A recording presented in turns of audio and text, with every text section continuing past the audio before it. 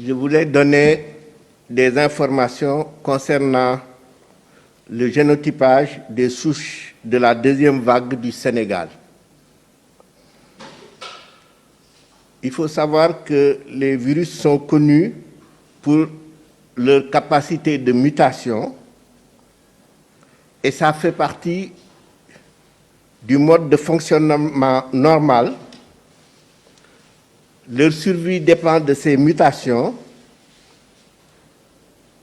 et ces mutations vont leur permettre de s'adapter à leur environnement et également de s'adapter aux différents hôtes qu'ils infectent. Nous avons noté vers la fin de l'année 2020 une propagation de nouveaux variants de coronavirus, SARS-CoV-2, qui étaient particulièrement contagieux.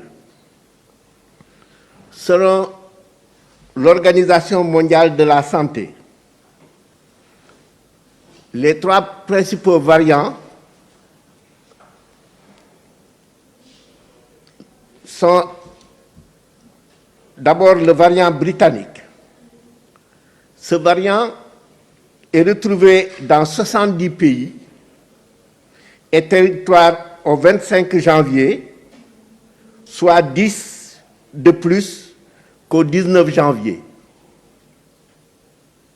Le deuxième variant est le variant sud-africain, qui est également, comme le variant britannique, plus contagieux que le virus SARS-CoV-2 originel.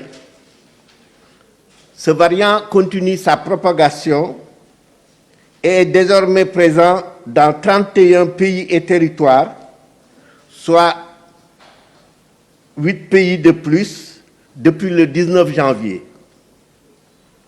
Enfin, le dernier variant est le variant brésilien qui a été signalé dans 6 nouveaux pays, donc présent au total dans 8 pays. C'est ainsi que l'IRSF, en collaboration avec ses partenaires de l'unité MRC Gambie de la London School à Banjul, ont procédé au séquençage d'échantillons de la deuxième vague du Sénégal par Whole Genome Sequencing et ont réalisé le génotypage avec la méthode de NGS, Next Generation Sequencing. La première série n'avait pas permis de trouver ces variants, ce que nous avions communiqué il y a 2 semaines. Par la présente, nous vous informons avoir confirmé la présence d'un variant britannique, SARS-CoV-2, dans les échantillons de la deuxième série.